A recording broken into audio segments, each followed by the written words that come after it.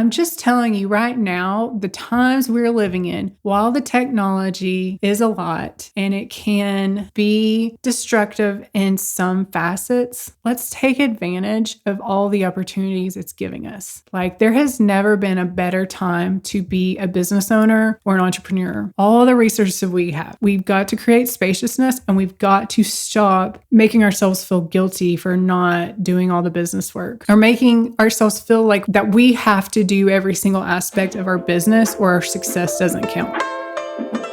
Welcome to The Introverted Influencer, the podcast for the woman who's over getting advice from 20-year-old business coaches on Bali sabbaticals and seven-figure entrepreneurs who only share their wins. I'm your host, Erica Van Slyke, blogger turned soulpreneur, mom of two, and a mentor for women done with the hustle. Here, sacred strategy meets feminine flow, and we expose what it really takes to build a business grounded in purpose, not trends. A brand that moves with your rhythm, not the algorithm, because you didn't leave your 9-to-5 grind just to build a shinier cage with your name on it.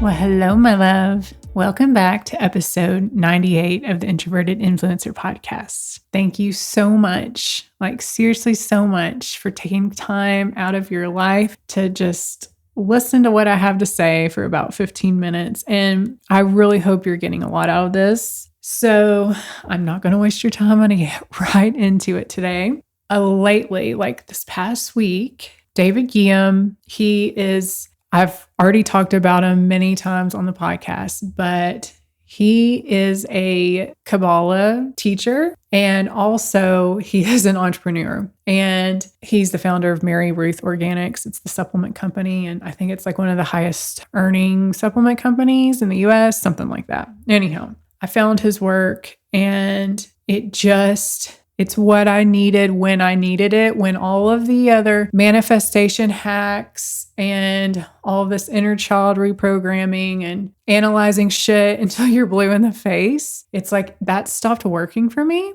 And I found his work, and it made so much sense why I was going through what I was going through. I was able to put the pieces together with this ancient technology of Kabbalah. And it's not a religion, it's a technology. So you could be any religion and still get the wisdom that it has. So it's really cool. I've been doing this collective challenge that he's hosting, and through it, he offered his beta version. This is crazy. His beta version of his AI coaching, because he's a busy man. And so he offered it for free for everybody doing this challenge right now. And I gave it a spin, and it was just crazy. Number one, it's his voice. It's insane. And you talk into it like you're on the phone. So you're having this conversation, but I know that our consciousness can kind of affect the way AI interacts with us, but it made me realize, wow, I really am understanding these teachings on such a deep level, and I know what I need to do. And it's not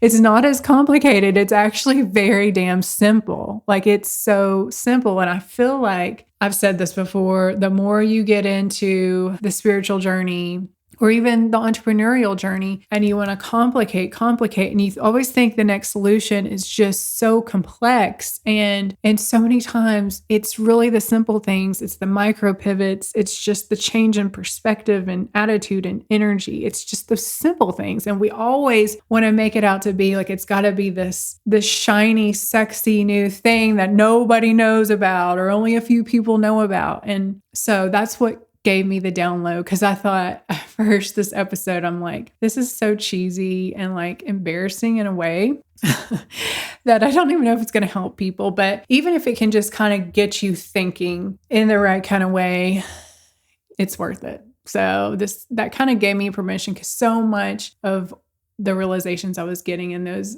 AI coaches from David Guillaume was it was the simple basics that I always fucking knew in my soul, right? So if you're a busy mom like me, I am in the thick of baseball season with my two boys, and it's a lot. It's 5 nights a week. And then I've been in a phase where I've actually had to take on more work, not because I really wanted to, but out of necessity, because If you're a content creator, blogger, you know that they have been unstable. We'll just put it that way, unstable the past few years. And while I'm on the upswing, I always knew it was a good idea to diversify. So then I've been picking up client work as well. So I'm just busier. On top of that, I made an effort to really try to take advantage of the life that I've created, not working a 9 to 5 and not going into an office every day. Originally, all of this was birthed, the blog and the lifestyle I live was birthed so that I could stay, or I could be more present with my kids and I could be home with them.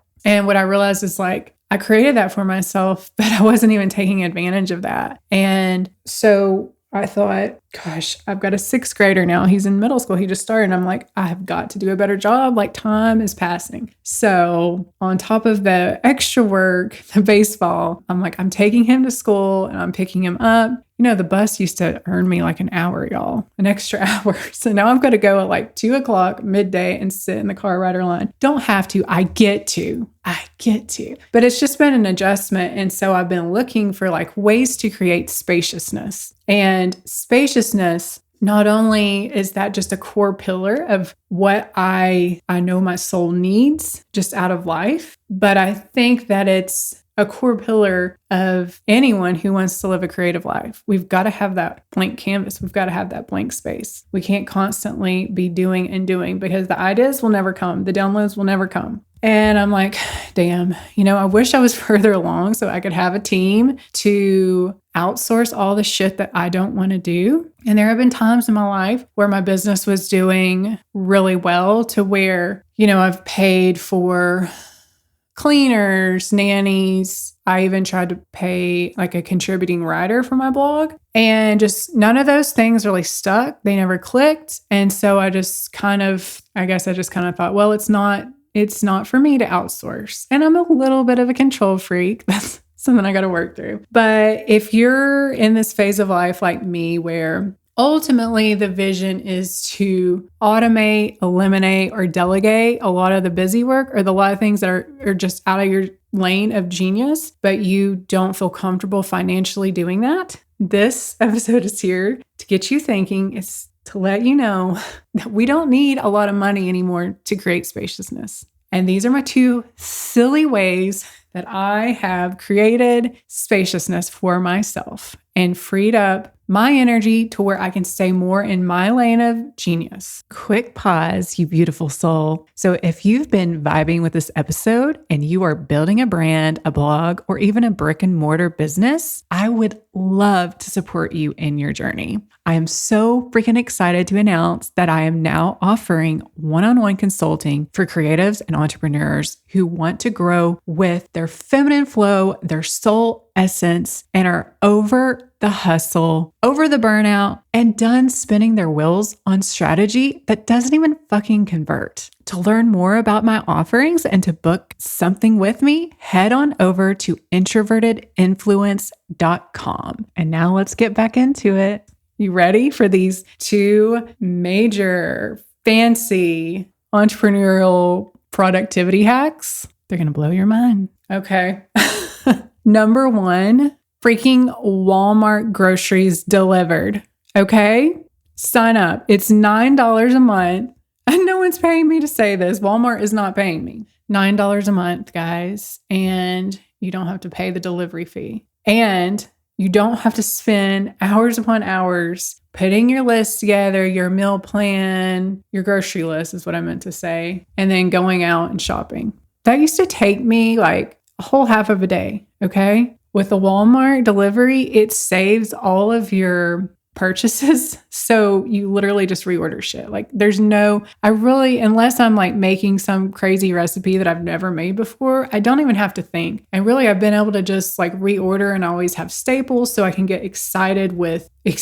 I can just get creative on how I'm using my ingredients, but those basic ingredients. So I'm not putting a ton of brain power anymore into meal planning and shopping for groceries. I mean, come on. So that's given me basically back like a whole day, or at least a half day, because I used to go to like 2 different places to grocery shop to get the best deals. I'd go to Aldi and Walmart. And just like I said, making the list alone in my house of everything I was going to need, that took up like a significant amount of time. And so while, yes, I'm paying a tiny bit extra, I think it pays off in the long run. So that's one. If if you're not at the place where you can hire a personal assistant, a personal shopper, do the Walmart delivered.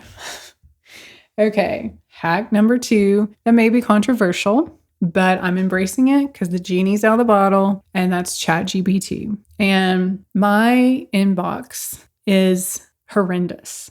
One of the major ways ChatGPT has helped me is all of these potential sponsors that come in. They want me to collaborate with them. They want to promote something, and there's a lot of legalities in this. That's why for so long, I didn't even do sponsorships, because you can get in with like shady companies or you can screw yourself over. So a lot of times I just couldn't even pick through the good ones. And I was missing out on, I'd say, thousands of dollars a month because I didn't have time to sort through all of these emails with all of these, potential business partners. But like I said, there's bad apples in there as well. So now with ChatGPT, I can put this email in. I get the paid ChatGPT, don't do just the normal one. And they can research the company for me, give me replies, help me negotiate. And of course, you need to fact check your ChatGPT, but it has allowed me to take on more sponsorship opportunities and make more money. Whereas before, I was so overwhelmed. I was drowning in my inbox and I didn't have the bandwidth to navigate that part of my business. So that's been a game changer. Also, just like the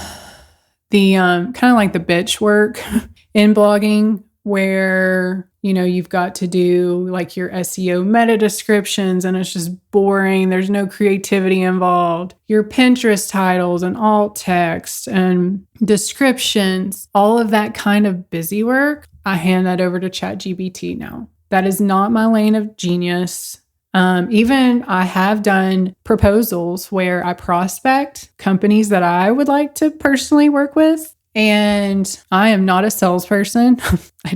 Wasn't born with that gift. And I don't think I write very convincing sales copy. So guess who's doing that copy for me now? Now, of course, I've trained it to have my essence, and those kind of things, I always have to go and edit. But like I said, it's just opened a whole other facet of my business that used to be closed down because I did not have the bandwidth. So, grocery shopping, I'm basically outsourcing that. ChatGPT, the bitch work of, like the real admin stuff of the nature of what I do. It's been a game changer. And that's how I've been able to run essentially, it's 2 different businesses now that I have, and then be a present mom. And guess what?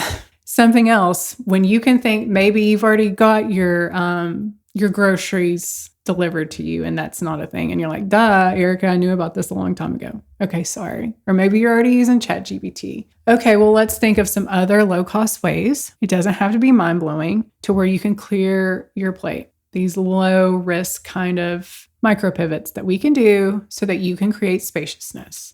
And I wanted to warn you of something that may happen too. Once you start to take some stuff off your plate, that limiting belief, not limiting, it's really just a shame-based kind of thing that for some reason we get brainwashed with, of this, oh, well, it can't be this easy. I feel guilty. I should be busier. Well, you know what? Just because you can do something doesn't mean you should.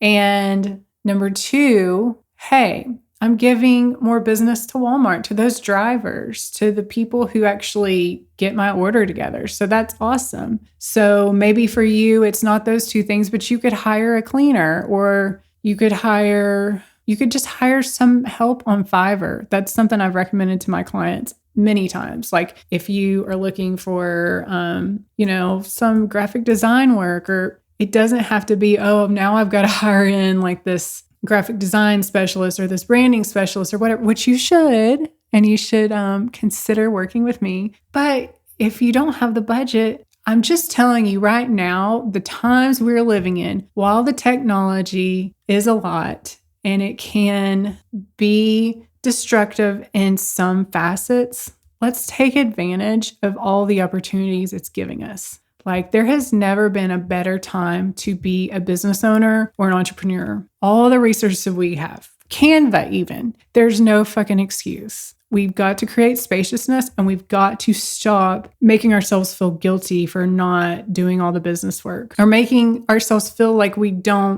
that we have to do every single aspect of our business or our success doesn't count. That's another weird belief that I've come across a few times too. So, action for today, I want you to kind of track how you're spending your time, how many hours each task is taking you, and look for some ways that you can free up. Even if you're cutting out or you're gaining back an hour, 1 hour a week for some spaciousness, that's a win. And it doesn't have to be this crazy, expensive endeavor. It can be very simple. So I hope that was a good practical episode for you today. And if there's anything you want me to cover, please freaking reach out if there's anything you're struggling with, or if you just want to give me some suggestions. DM me on Instagram. I'm at Designing Vibes. I haven't been posting. I haven't really done much on Instagram at all, but I still will get those notifications. And I love seeing your face and interacting with you in more of like a